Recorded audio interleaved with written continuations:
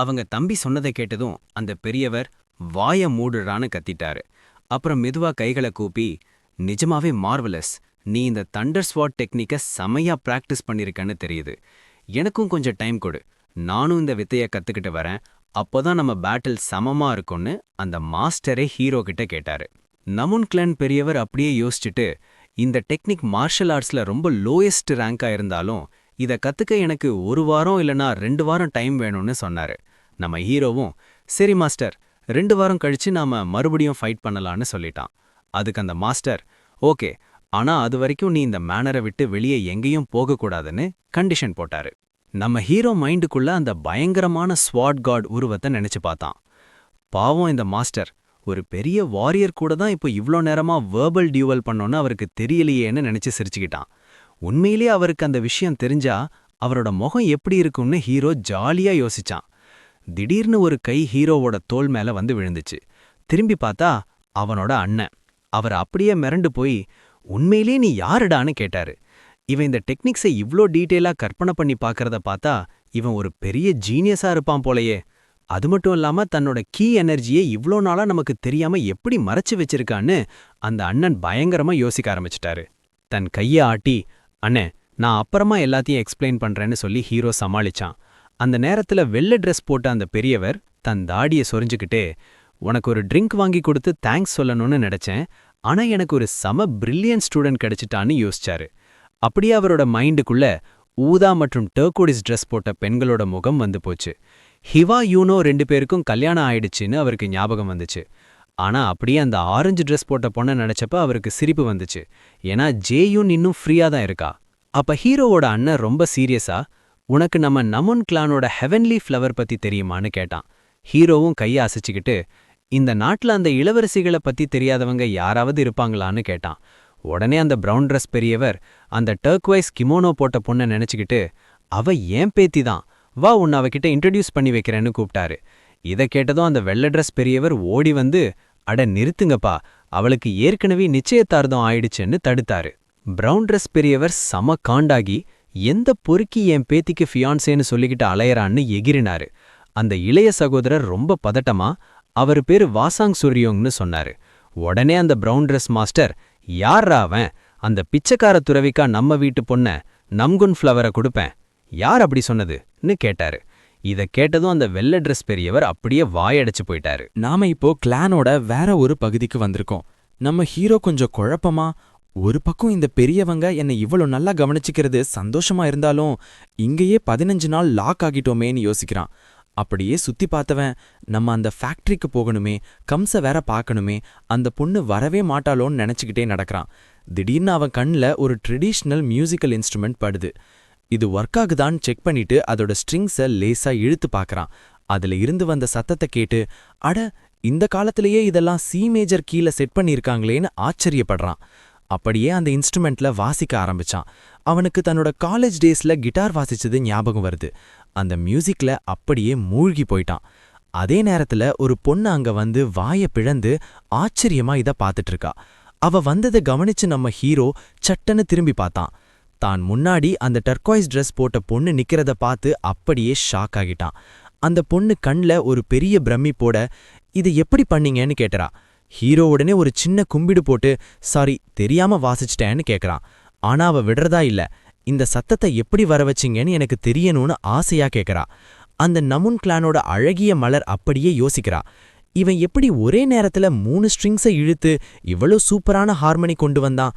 இதுக்கு முன்னாடி இந்த மாதிரி நான் பார்த்ததே இல்லையே. பொதுவா வேற வேற இன்ஸ்ட்ருமெண்ட்ஸை வச்சுதான் இந்த மாதிரி கம்பைன்டு கார்டு பண்ணுவாங்க. ஆனா இவன் ஒரே இன்ஸ்ட்ருமெண்ட்ல செஞ்சிட்டானேன்னு அவ வியந்து போயிட்டா. நம்ம ஹீரோவை நோக்கி வேகமா வந்த அந்த பொண்ணு, எனக்கும் இதே மாதிரி வாசிக்க கத்துக் கொடுங்கன்னு ஆசையா கேட்டா. ஹீரோ அவளை பார்த்து சிரிச்சுக்கிட்டே, இது ரொம்ப ஈஸி தான், முதல்ல எனக்காக இந்த ஸ்ட்ரிங்ஸை கொஞ்சம் டியூன் பண்ணி தரீங்களான்னு கேட்டான். அந்த பொண்ணும் அந்த இன்ஸ்ட்ருமெண்ட் பக்கத்துல போய், எந்த நோட்டுக்கு டியூன் பண்ணணும்னு சொல்லுங்க, நான் பண்ணித்தரேன்னு சொன்னான். ஹீரோ அவகிட்ட இ மற்றும் ஜிக்கு நடுவுல ஒரு நோட்டும் அப்புறம் ஏ மற்றும் சிக்கு நடுவுல ஒரு நோட்டும் வேணும்னு சொன்னான். அந்த ப்ளூ ட்ரெஸ் பொண்ணும் ரொம்ப கவனமா டியூன் பண்ணிட்டு, இப்போ கரெக்டா இருக்கும்னு நினைக்கிறேன்னு சொன்னான். ஹீரோ அவளை வாசிச்சு பார்க்க சொன்னான். உடனே அந்த நமுன் கிளான் ஃப்ளவர் தன்னோட விரல்களை அந்த ஸ்ட்ரிங்ஸ் மேல ஓடவிட்டா. ஆனா ஹீரோ கேட்டுட்டு, இன்னும் இது டியூன் ஆகலன்னு சொன்னான். அவன் மறுபடியும் சில அட்ஜஸ்ட்மெண்ட் செஞ்ச உடனே இப்போ சூப்பரா இருக்குன்னு ஹீரோ பாராட்டினான். அவ ரொம்ப சந்தோஷமா இது யூனோவோட நோட்டுன்னு சொன்னான். ஹீரோவும் சிரிச்சுக்கிட்டே ஆமா அதேதான்னு சொல்ல அவ இது உஞ்சாங்கோட 12வது நோட்டுன்னு எக்ஸ்பிளைன் பண்ணான். ஹீரோ தன் கைகளை அந்த ஸ்ட்ரிங்ஸ் மேல வச்சு ஒரே நேரத்துல சில நோட்ஸை ஒன்னா வாசிச்சா அதுக்கு பேரு தான் கார்டுன்னு சொன்னான். அந்த புது வார்த்தையை கேட்டதும் அந்த ப்ளூ ட்ரெஸ் பொண்ணு ஆச்சரியமா பார்த்தா. ஹீரோ முதல்ல இப்படிதான் வாசிக்கணும்னு ஒரு சாம்பிள் வாசிச்சு காட்டினான். அவன் வாசிச்ச விதத்தை பார்த்ததும் அந்த இளவரசிக்கு பயங்கர குஷி ஆயிடுச்சு. நீங்க இப்ப வாசிச்ச அந்த கார்டு பேர் என்னன்னு அவ சட்டுன்னு கேட்க ஹீரோ ஒரு நிமிஷம் மிரண்டு போயிட்டான். அப்புறம் சமாளிச்சுக்கிட்டே மறுபடியும் அந்த மியூசிக்கல் இன்ஸ்ட்ருமெண்ட்ல விரல்களை விளையாட விட்டான். அது எப்படி எக்ஸ்பிளைன் பண்றதுன்னு தெரியாம நம்ம ஹீரோ முழிச்சான். கடைசியில இது ஒரு டிஃப்ரெண்ட் கார்டு அப்படின்னு மட்டும் சொல்லிட்டு பேசாம இருந்துடலான்னு ஒரு முடிவுக்கு வந்தான். இதை கேட்ட உடனே அந்த பொண்ணு செம ஹாப்பி ஆகிட்டா. நீங்க உள்ள வரும்போது வாசிச்ச அந்த நோட் ரொம்ப அழகா இருந்ததுன்னு சொல்லி புகழ்றா. அவங்க 2 பேருக்கும் பின்னாடி நின்னுக்கிட்டு இருந்த அந்த பிரவுன் ட்ரெஸ் பெரியவர் இவன் எங்க இருந்து வந்தான்னு யோசிச்சுக்கிட்டே இருந்தாரு. தன் பேத்தி இவ்வளோ அழகா சிரிச்சுக்கிட்டு இருக்கிறத பார்த்த உடனே அந்த நமூன் கிளான் செகண்ட் எல்டருக்கு ஒரு மாதிரி ஆச்சரியமா போயிருச்சு. ஏன்னா பெரிய பெரிய நோபல் ஃபேமிலி பசங்க வந்து பேசினா கூட கண்டுக்காத இவன் கூட இவ்ளோ சகஜமா சிரிச்சு பேசிட்டு இருக்கறாளேன்னு யோசிச்சாரு. மியூசிக்கல் இன்ஸ்ட்ருமெண்ட் வாசிச்சுக்கிட்டு இருந்த ஹீரோவை பார்த்து இன்னும் வேற ஏதாவது கார்ட்ஸ் இருக்கா, எல்லாத்தையும் ஒன்னா சேர்த்து வாசிக்க முடியுமான்னு ஆசையா கேட்டா. ஹீரோவும் விரல்களை ஸ்ட்ரிங்ஸ்ல தட்டி வாசிச்சுட்டு துரதிர்ஷ்டவசமா எனக்கு இப்போ இது சரியா வரமாட்டேங்குதுன்னு சொன்னான். உடனே அந்த பொண்ணு நான் ஒரு தடவை ட்ரை பண்றேன்னு சொல்லி வாசிக்க ஆரம்பிச்சா. அவ வாசிச்ச அந்த மெலகிய கேட்டுட்டு இருந்த நம்ம ஹீரோ இந்த டியூன் எங்கேயோ கேட்ட மாதிரி இருக்கேன்னு யோசிச்சான். டக்குன்னு அவனுக்கு மரூன் 5 பேண்ட் சாங்ஸ்ல வர பேஸ் லைன் ஞாபகம் வந்துச்சு. இந்த பொண்ணுக்கு செம்ம டேலண்ட் இருக்கேன்னு மனசுக்குள்ள பாராட்டினா. அவ வாசிச்சு முடிச்சதும் இது நிஜமாவே இன்கிரெடிபிள்னு சொல்லி ஒரு பெரிய சிரிப்பு சிரிச்சா. ஹீரோ கண்ணை மூடிக்கிட்டு எனக்கு ஒன்னும் பெரிய ஸ்கில்ஸ் கிடையாது, ஆனா நீங்க இவ்ளோ இன்ட்ரெஸ்டடா கத்துக்கிறது பார்க்க நல்லா இருக்கேன்னு சொன்னான். அப்போ அந்த பிரவுன் ட்ரெஸ் பெரியவர் அவங்க 2 பேர் பக்கத்துலயும் வந்து உங்க 2 பேரோட இசையை கேட்டதுக்கு அப்புறம் எனக்கு வேற யாரோட பெர்ஃபார்மன்ஸையும் கேட்க தோணலன்னு செமையா ஒரு கமெண்ட் அடிச்சாரு. அந்த பெரியவர் ஒரு பெரிய சிரிப்புட என் பேத்திய பத்தி நீ என்ன நினைக்கிறேன்னு ஓப்பனா கேட்டுட்டாரு. இதை எதிர்பாராத நம்ம ஹீரோ அப்படியே ஷாக் ஆகி என்ன சொல்றதுன்னு தெரியாம முழிச்சான். ஆனா அந்த பொண்ணு செம்ம அழகா மின்னிக்கிட்டு இருக்கிறத பார்த்தப்போ கொரியன் செலிபிரிட்டிஸை விட இவர் ரொம்ப அழகா இருக்காளேன்னு அவனுக்குள்ள ஒரு எண்ணம் ஓடுச்சு. அப்புறம் கொஞ்சம் சீரியஸா அவங்க ரொம்ப அழகானவங்கன்னு கேள்விப்பட்டிருக்கேன், இப்போ நேர்லயே பாத்துட்டேன்னு சொன்னான். இதை கேட்ட உடனே அந்த பிரவுன் ட்ரெஸ் பெரியவருக்கு சந்தோஷம் தாங்கல. உடனே நம்ம ஹீரோ அவருக்கு ஒரு சின்ன கும்பிடு போட்டுட்டு அங்கிருந்து கிளம்புறதுக்காக பெர்மிஷன் கேட்டான். எங்க போற? அந்த பெரிய ஹாலுக்கு தானான்னு அவர் சிரிச்சுக்கிட்டே கேட்ட ஹீரோ இல்ல மாஸ்டர், என்னோட குரு என்னை எங்கேயே இருக்க சொல்லியிருக்காரு, அவரோட பேச்சனா மீற முடியாதுன்னு சொன்னான். இதை கேட்ட அந்த பெரியவர் பலமா சிரிச்சுக்கிட்டு என் அண்ணனை பகைச்சுக்கிட்டா இப்படித்தான், நீ கொஞ்சம் டீசெண்டா ஒரு 2 மேட்ச்ல அவர்கிட்ட தோத்து போயிருக்கலான்னு சொன்னாரு. ஹீரோவும் அதை ஆமாங்கிற மாதிரி ஒத்துக்கிட்டான். அப்படியே சீன் கட்டானா அன்னைக்கு லேட் நைட் ஒரு சின்ன வீட்டுக்குள்ள கதை நகருது. உள்ள ஹீரோவும் அவனோட அண்ணனும் இருக்காங்க. ஹீரோ மெதுவா அந்த பிளட் ஸ்டோன் கிட்ட ஒரு கேள்வி கேட்டான். உடனே அந்த ஸ்டோன்ல இருந்து என்னாச்சு அப்படின்னு ஒரு பதில் வந்துச்சு. ஹீரோ ரொம்ப கவலையா என் உடம்புக்கு நீங்க என்ன பண்ணீங்க, அந்த கிளான் பெரியவங்க எல்லாம் ஏன் இவ்வளவு ஆச்சரியப்படுறாங்கன்னு கேட்டான். அதுக்கு அந்த யூம் ரொம்ப மிரட்டலா நான் ஒன்னும் பெருசா பண்ணல, உன்னோட உடம்புக்குள்ள heavenly sword of the divine wind அப்படிங்கிற என்னோட டெக்னிக்கை மட்டும்தான் ஏத்தி வச்சிருக்கேன்னு சிம்பிளா ஒரு குண்டை தூக்கி போட்டான். இதை கேட்ட உடனே நம்ம ஹீரோக்கு லைட்டா குழப்பமாயிடுச்சு. இது நிஜமாவே நல்ல டெக்னிக் தானான்னு அவன் கேட்க அந்த ஸ்வாட் கார்ட் என்கிட்ட இருந்து நீ என்ன பதில எதிர்பார்க்கறேன்னு நக்கலா கேட்டாரு. ஹீரோ தன் மைண்டுக்குள்ள அந்த தங்க நிற எனர்ஜி ஒன்னா சேர்றத கற்பனை பண்ணி பார்த்துட்டு என் உடம்புக்குள்ள ஏதோ நடக்குது, அதை நான் புரிஞ்சுக்கணும், ஏன்னா இப்போ கூட அந்த எனர்ஜி ரொம்ப வேகமா சுத்திக்கிட்டு இருக்கு, அதை நினைச்சாதான் எனக்கு பயமா இருக்குன்னு சொன்னான். அந்த எனர்ஜி ஹீரோவோட உடம்பு முழுக்க பரவறது கவனிச்ச ஸ்வாட் கார்ட் உன்னோட மெடிடியன்ஸ் இப்போ ஓப்பன் ஆகிடுச்சு, அதனால இந்த ஃபோர்ஸ் வேகமா சுத்துறது ரொம்ப நார்மலான விஷயம்தான், நீ எதற்கும் கவலைப்பட வேண்டாம்னு எக்ஸ்பிளைன் பண்ணாரு. ஹீரோ யோசிச்சுக்கிட்டே ஆனா மாஸ்டர் என்ன சொன்னார்னா இந்த டெக்னிக் ரொம்ப ஹை லெவல், இதை வச்சு 3 வருஷத்துல அப்சல்யூட் மாஸ்டரி அடைஞ்சிடலாம்னு சொன்னாரேன்னு சொன்னான். அப்போ அந்த லாக்கெட்ல இருந்து வந்து யுங்கோட குரலை கேட்டதும் ஹீரோ பயந்துட்டான். நமூன் கிளான்ல சொல்லி கொடுக்குற எதையாவது நம்பி என்னோட வித்தையை நீ குறைச்சு மதிப்பிடுறியான்னு யுங் அதட்டலா கேட்டாரு. தன் மைண்டுக்குள்ள ஒரு துறவியும் வாரியரும் அவங்க எனர்ஜியை யூஸ் பண்றத கற்பனை பண்ணிக்கிட்டு இந்த heavenly sword of the divine விண்டுக்கு ஈக்குவலா உலகத்துல 2 வித்தைங்க தான் இருக்கு, ஒன்னு ஹயானுன்னோட கிரேட் டைகர் ஸ்டைல், இன்னொன்னு டாக்ஸாமானோட ஸ்டைல்னு சொன்னாரு. கூடவே ஒருத்தன் நெருப்பு சக்தியை யூஸ் பண்றதை காட்டி முஷின் மிடுக்கோட காஸ்மோஸ் ஸ்டைல் ஒன்று இருக்குன்னு இவங்க சொன்னாரு. இதை கேட்டு ரொம்ப சீரியஸான ஹீரோ அப்போ மொத்தம் 3 தானான்னு கேட்டுட்டு இன்னொன்னு பத்தி கேட்க போனான். அப்போ அந்த ஸ்வாட் கார்ட் திரும்பி பார்க்க ஹீரோ ஆர்வமா அப்போ அந்த வைசனோட பர்பிள் டான் டெக்னிக் இல்லனா சுன்மாவோட அல்டிமேட் டெக்னிக்ஸ் இதெல்லாம் கூட ரொம்ப ஹை லெவல் தானேன்னு கேட்டான். சுன்மாவோட அந்த 3ஆம் தரமான ஸ்கில்ஸை பத்தி இனிமே பேசவே கூடாதுன்னு அவர் ஹீரோவை அப்படியே அதட்டிட்டாரு. வாசாங் பத்தி அவருக்கு கேள்விப்பட்ட ஞாபகமே இல்லைங்கிறதுனால அந்த வித்தைகள் அவருக்கு பழக்கமே இல்ல. ஹீரோ ஒரு மாதிரி சங்கடமா தலைய சொரிஞ்சுக்கிட்டே, என்னது இந்த காலத்துல வாசாங் கிளான் இன்னும் அந்த அளவுக்கு ஃபேமஸ் ஆகலையான்னு யோசிச்சான். அப்போ யுங் மலைகளுக்கு நடுவுல மரங்கள் பூத்து குலுங்குற மாதிரி ஒரு சீனை மனசுல நினைச்சுக்கிட்டே, அந்த பர்பிள் டான் டெக்னிக்கை பத்தி இதுவரைக்கும் யாரும் கேள்விப்பட்டது கூட கிடையாது, ஒருவேளை ஃபியூச்சர்ல வரவங்க அதை கண்டுபிடிச்சிருக்கலாம்னு சொன்னாரு. இதெல்லாம் கேட்ட உடனே நம்ம ஹீரோக்கு செம குஷி ஆயிடுச்சு.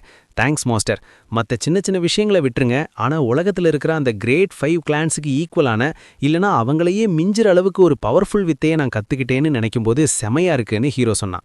ஆனால் இவங்க ஒரு வில்லத்தனமான சிரிப்பை தட்டிவிட்டு, தம்பி நீ இப்போவே இவ்வளோ சந்தோஷப்பட வேண்டாம், நான் ஏதோ அவசரத்தில் இந்த வித்தையும் உடம்புக்குள்ளே ஏற்றிட்டேன், இதோட சைடு எஃபெக்ட்ஸை நீ இன்னும் அனுபவிக்கவே இல்லை, அதுக்கப்புறம் நீ எனக்கு தேங்க்ஸ் சொல்றியான்னு பாப்போன்னு சொல்லி ஒரு பெரிய குண்டு தூக்கி போட்டாரு. ஹீரோ அப்படியே ஆடி போயிட்டான். அப்படியே ஹீரோவை நேருக்கு நேர பார்த்து, நீ ஏற்கனவே எவ்வளவு தடைகளை தாண்டி எக்ஸ்பீரியன்ஸ் பண்ணியிருக்கேன்னு உனக்கு இன்னும் புரியலையான்னு அந்த ஸ்வாட் கார்டு கேட்டாரு. ஹீரோ தடைகளான்னு ஆச்சரியமா யோசிச்சான். தன் கைகளை மார்புக்கு குறுக்க கட்டிக்கிட்ட அந்த ஸ்வாட் கார்டு, இந்த டெக்னிக்ல மாஸ்டரி அடையிறது அவ்வளோ ஈஸியா இருந்தா நீ ரோட்ல பாக்குற எல்லாருமே ஒரு நல்ல வித்தையை கத்திக்கிட்டு பெரிய ஆளா சுத்திட்டு இருப்பாங்களேன்னு சொன்னாரு. அவர் வெறும் சி எனர்ஜியை வச்சு உன்னோட மெரிடியன்ஸை மட்டும் ஓபன் பண்ணல, அந்த டிவைன் விண்ட் ஹெவன்லி ஸ்வாட் வித்தைய உன்னோட ஆன்மாவிலே செதுக்கிட்டாரு. தன் மைண்டுக்குள்ள தங்க நிற சி எனர்ஜியை ஒரு வாரியர் யூஸ் பண்றதை கற்பனை பண்ணிக்கிட்டு சங் பேச ஆரம்பிச்சாரு. உன்னோட அதே லெவல்ல இருக்கிற ஒருத்தன் உனக்கு ஆப்போனண்டா வந்தா கூட உன்னால அவனை ஜெயிக்க முடியாது, இதுதான் இந்த வித்தையோட ரொம்ப மோசமான சைடு எஃபெக்ட்னு சொன்னாரு. ஹீரோ வலியில துடிக்கிற மாதிரி ஒரு சீனை கற்பனை பண்ணி பார்த்த அந்த ஸ்வாட் காட், இதுக்கு ஒரே தீர்வு அந்த ஸ்வாட் கிரேவுக்கு போறது தான், நீ அந்த பாதையை தேர்ந்தெடுக்கலனா உன்னால என்னைக்கும் இன்னும் ஸ்ட்ராங்கா ஆக முடியாதுன்னு ஒரு கண்டிஷன் போட்டாரு. இதை எல்லாத்தையும் கேட்ட ஹீரோ ஒரு பெருமூச்சு விட்டுட்டு, இங்க இருக்கிற வேலையெல்லாம் முடிஞ்ச உடனே நம்ம கண்டிப்பா அங்க போயிடலாம் மாஸ்டர், எவ்வளோ சீக்கிரம் போறோமோ அவ்வளோ நல்லதுன்னு சொன்னான். அப்படியே அந்த கெஸ்ட் ஹவுஸ் சீன் முடியுது. அடுத்த நாள் காலையில சூரியன் பிரகாசமா உதிச்சு சிட்டி முழுக்க வெளிச்சம் பரவுது. அந்த நேரத்துல ரெட் ட்ரெஸ் போட்ட அந்த பெரியவர் ஒரு மர்மமான ஆளுக்கு முன்னாடி உட்கார்ந்துட்டு இருக்காரு. நமுன் கிளான் ட்ரெஸ் போட்ட ஒருத்தர் தான் அப்பா கிட்ட, என்னை விட்டுடுங்கப்பா நான் போறேன்னு கெஞ்சிறாரு. ஆனா அந்த அப்பா வாயை மூடிட்டு நாடன்னு அதட்டுறாரு. கண்ணை மூடிட்டு இதை கேட்ட அந்த ஆளு, நான் இப்போ 7 ஸ்டார் ஸ்டெப்ஸ் வித்தையை யூஸ் பண்ணி உன் பின்னாடி வந்து லெவியாத்தன் டிராகன் டிரான்ஸ்ஃபர்மேஷன் மூலமா உன்னை குத்த போறேன்னு சொன்னாரு. இதை கேட்ட அந்த நமுன் கிளான் பெரியவர் ரொம்ப மிரட்டலா சிரிச்சுக்கிட்டு, நீ லெவியாத்தன் டிராகன் ரீஇன்கார்னேஷனை தான் தேர்ந்தெடுத்திருக்கணும், அதனால தான் நீ இந்த உலகத்துல நிரந்தரமா தங்கிட போற, சாக போறேன்னு சொன்னாரு. ரெட் ரோப்டு பெரியவர் தன் கையை நீட்டி, இப்போ நான் எப்படி நடக்கிறேன்னு பாருன்னு சொல்லிட்டு ஓச்சாகன் ஸ்டெப் டெக்னிக் மூலியமா நைஸா எஸ்கேப் ஆகி சன்ஷைன் செகண்ட் பொசிஷன் வித்தையை வச்சு அவரோட காலில் ஒரு போடு போட்டாரு. நமுன் கிளான் ட்ரெஸ் போட்ட அந்த மனுஷன் அப்படியே தலையை குனிஞ்சிக்கிட்டு நான் தோத்துட்டேன்னு சொன்னாரு. இதை பார்த்ததும் அவரோட அப்பா பயங்கரமா சிரிக்க ஆரம்பிச்சிட்டாரு. இதுதான் எனக்கு வேணும், நான் தான் ஜெயிப்பேன்னு எனக்கு ஏற்கனவே தெரியும்னு அந்த எல்டர் ரொம்ப தெனாவட்டா சொன்னாரு. ஆனா திடீர்னு அந்த மகன் சீட்ல இருந்து குதிச்சு எழுந்து, இனிமே என்னால இதை பண்ண முடியாது, நான் கிளம்புறேன், என் பசங்களை பார்த்து 2 நாள் ஆச்சுன்னு சொல்லிட்டு அங்கிருந்து கிளம்ப பார்த்தான்.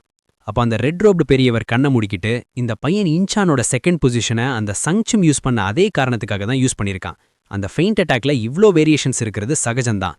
ஆனா டக்குன்னு அவருக்கு ஒரு ஷாக், அந்த பையன் தன்னோட பலத்தை ஒரு ட்ரிக்கா யூஸ் பண்ணதை இப்பதான் அவர் கவனிச்சாரு. அந்த நேரத்துல அந்த நமுன் கிளான் நபர் ஸ்வாட் ஆஃப் 3 பவர்ஸ் பத்தி ஒரு கேள்வியே கேட்டாரு. இதை கேட்ட அந்த மூத்த மகன் அப்படியே ஷாக் ஆகி, அப்பா யார் இவரை எது இந்த 3 பவர் ஸ்வாட் டெக்னிக் மேல இவ்ளோ பைத்தியமா வச்சிருக்கேன்னு ஆச்சரியமா கேட்டான்.